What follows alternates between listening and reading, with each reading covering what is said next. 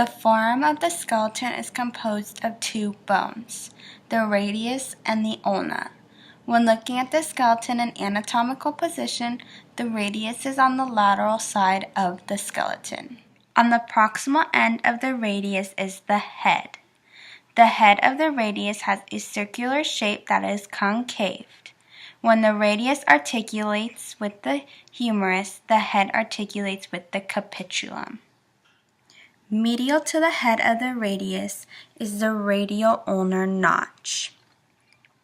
This is the articulation site for the head of the radius and the coronoid process of the ulna.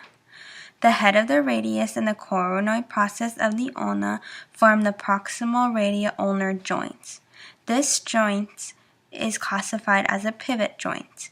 A pivot joint allows rotation of the forearm, for example, pronation and supination. Distal to the head is the neck of the radius, and distal to the neck of the radius is the radial tuberosity, where muscles attach, such as the insertion for the biceps brachii. On the distal end of the radius is the styloid process, on the lateral side. With palpation of the wrist, the styloid process can be felt through the skin.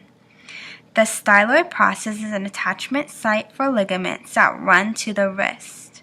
The ligaments that attach to the styloid process are the radial collateral ligament and the palmar radiocarpal ligament.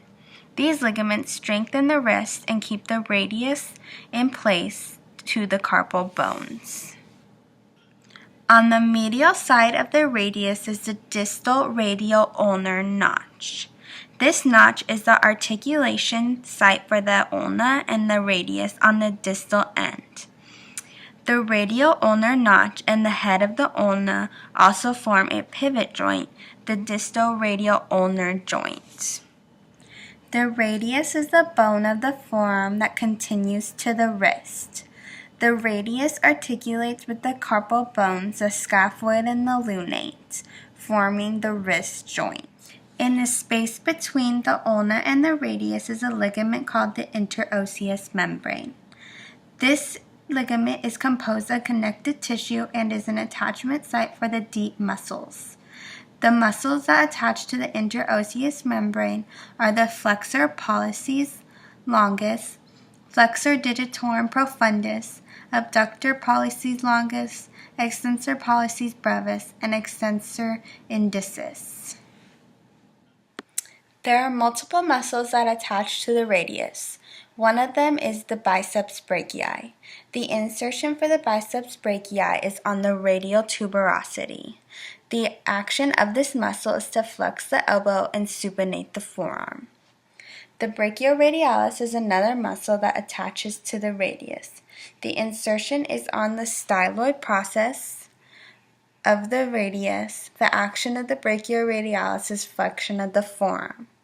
At the mid-shaft of the radius is the insertion for the pronator teres. The action of this muscle is to pronate the forearm. Wrist breaks are the most common injury of the radius. The Colles fracture is the break that most doctors see of this bone. This kind of break occurs at the distal end of the radius. The fracture happens when falling on an outstretched hand. The fall forces pressure proximally, causing impact on the bone. Doctors are able to diagnose the Colles fracture by palpating at the distal end of the radius at the styloid process. If the styloid process is able to move, then the patient has a Colles fracture. The fracture is generally seen in elderly people or someone with osteoporosis. Treatment for a Colles fracture is a cast for several weeks to prevent movement. The radius is the lateral bone of the forearm.